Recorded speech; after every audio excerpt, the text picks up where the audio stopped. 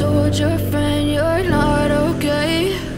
And tell me what's wrong and why you never said you felt that way. And guess you're trying to stay strong and fake a smile until I look away.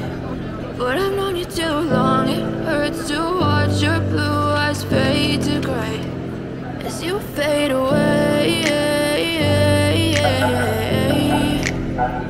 as you fade away.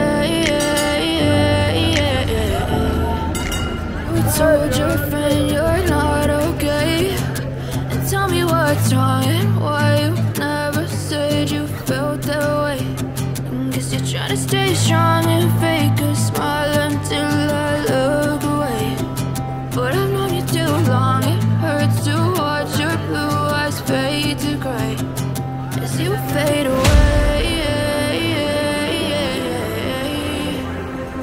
as you fade away, as you fade away.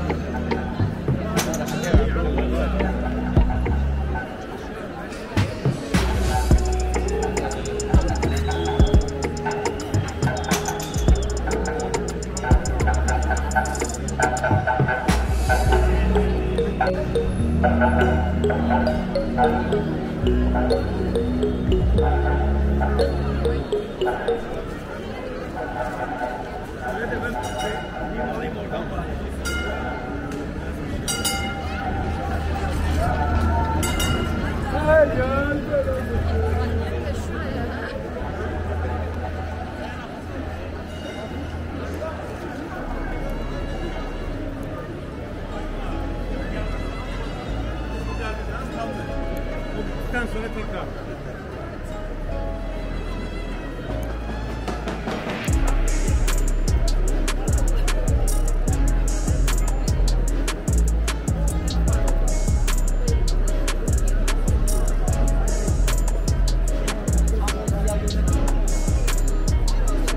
Salı günü özellikle olabilir.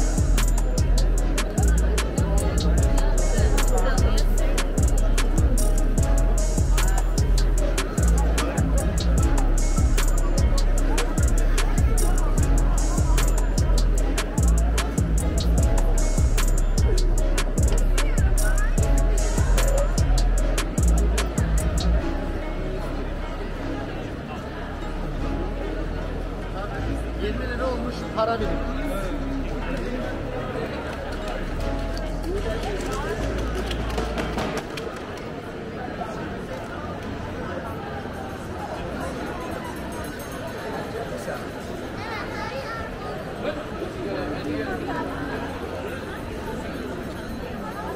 Niye çalışmıyorsun?